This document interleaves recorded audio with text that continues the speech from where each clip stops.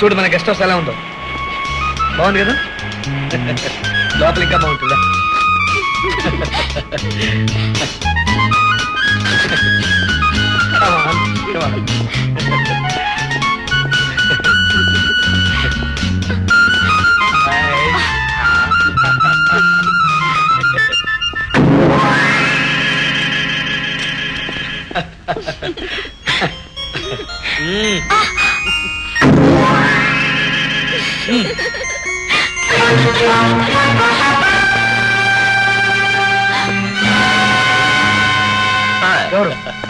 ఎవరు మీరు?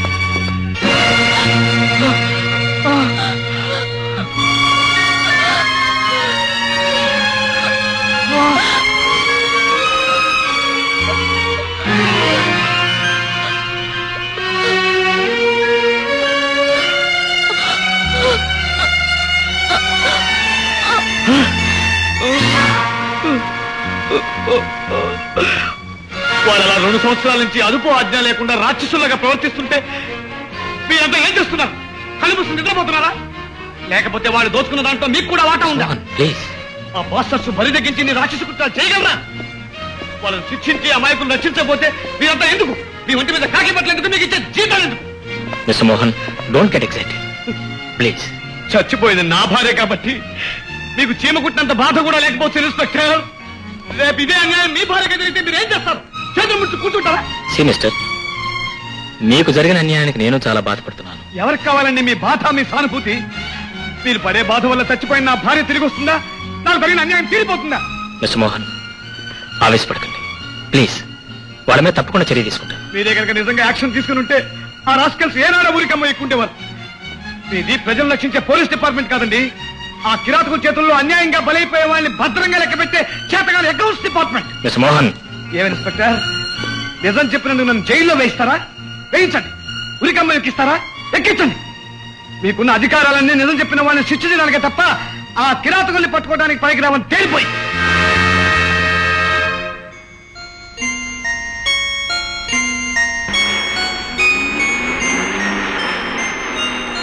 ఏమండి ఏమండి,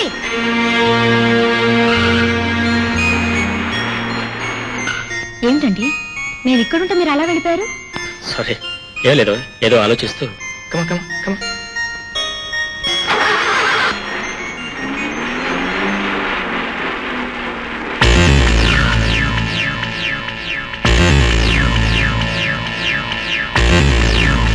నువ్వు గేట్ లాక్ చేయలా? నేను వచ్చేటప్పుడు తాళం వేసే వచ్చానండి. మరి తెరిచి ఉందేంటి? సరే,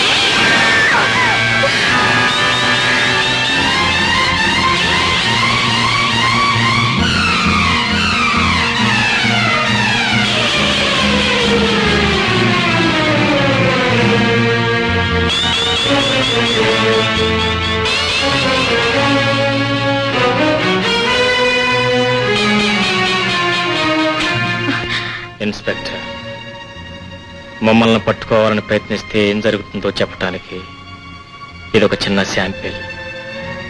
మా హెచ్చరిక కాదని నువ్వు ఇంకా ప్రయత్నిస్తే నీ పెళ్ళాం, నీ కూతురు ఒక్కొక్కరిని ఈ తాడికే వేలాడ కడతాం.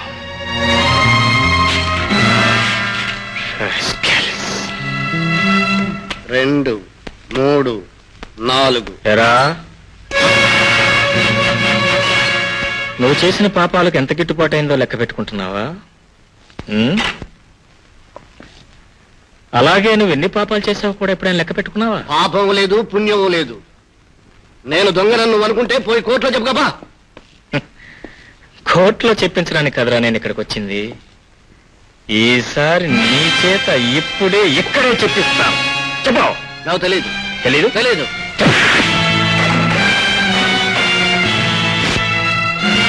ఆ బాబుని చంపి నా ఇంట్లో వేలాడగట్టింది ఎవరు? ఎవరు? నాకు తెలియదు. తెలీదు? తెలీదు. తెలీదు?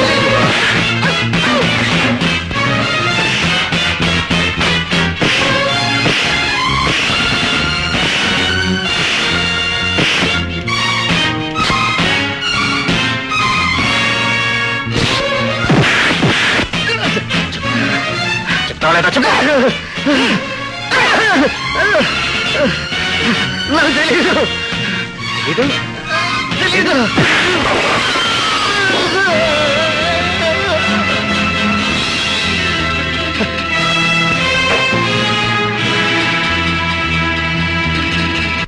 I'm sorry mister Kumar. నువ్వు ఆ రంగానికి కావాలని హత్య చేశావని అతని లాయరు కోర్టులో కేసు వేశాడు. అందులోని నిజానిజాలు తెలుసుకోవాల్సిందిగా మన డిపార్ట్మెంట్ ఎంక్వైరీ కమిషన్ వేసింది. ఆ ఎంక్వైరీ పూర్తయ్యే వరకు నిన్ను ఉద్యోగం నుంచి సస్పెండ్ చేస్తున్నాను. ఆ రంగాన్ని నేను కావాలని చంపలేదు సార్. నిజాలు తెలుసుకునే ప్రయత్నంలో అతను అనుకోకుండా చనిపోయాడు. చట్టం ముందు నీ ఆర్గ్యుమెంట్ నిలబడదు మిస్టర్ కుమార్. ఇన్స్పెక్టర్ గా నీ డ్యూటీ నేరస్తుణ్ణి పట్టుకుని కోర్టులో నిలబెట్టడం వరకే తప్ప అతన్ని శిక్షించే అధికారం నీకు లేదు. నిజమే సార్.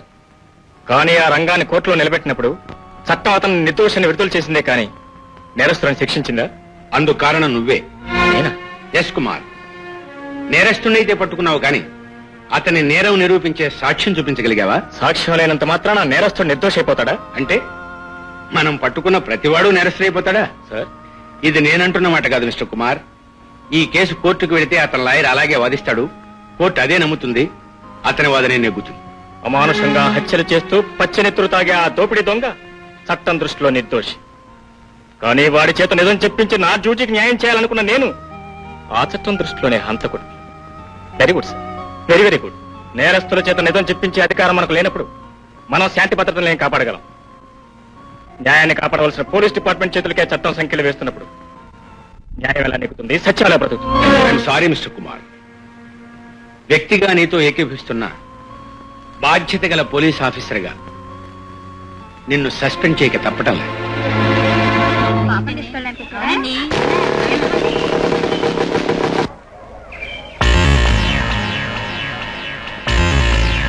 పాపా, ఇలా రామ్మా. ఎందుకు? నీకోసం బహుమతి ఇచ్చాను, తీసుకో. నాకొద్దు. మా డాడీ నా కోసం చాలా బొమ్మలు కొన్నారు. దీన్ని కూడా డాడీ పంపించారమ్మా. ఇది కొత్త రకం బ్యాటరీ బొమ్మ. దీనికి స్విచ్ ఆన్ చేస్తే గుర్రుమంటూ వెళ్ళిపోతుంది. ఇది నడిపించి చూద్దాం. ఇక్కడైతే పెద్ద కార్లు దీన్ని కొట్టేస్తాయి. ఇంటికెళ్ళి స్విచ్ ఆన్ చేసి ఆడుకో. రామ్మా, రా. ఇందా, గుర్తుంచుకో. ఇంటికెళ్ళి స్విచ్ ఆన్ చేసి ఆడుకో. అలాగే. Thanks uncle.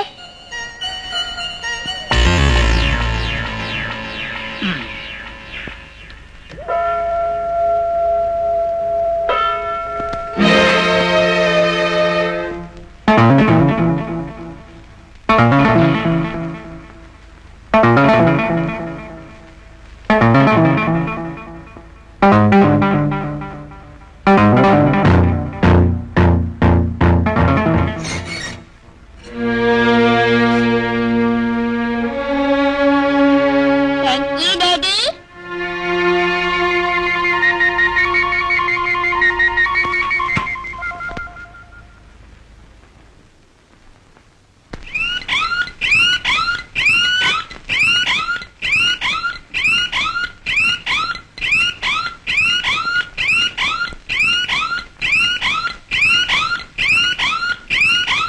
రాణి ఎలారా ఏం డాడీ ఆ బొమ్మ ఎక్కడిది? అంకుల్ ఇచ్చాడు ఏంటండి మీ చిరాకంతా దీన్ని చూపించారు వాడెవడో బొమ్మ ఇచ్చి తీసుకుంటున్నా నేనే కదా పంపించారు నేను పంపించాను ఎవరు చెప్పారు? మోటార్ సైకిల్ అంతా చెప్పారు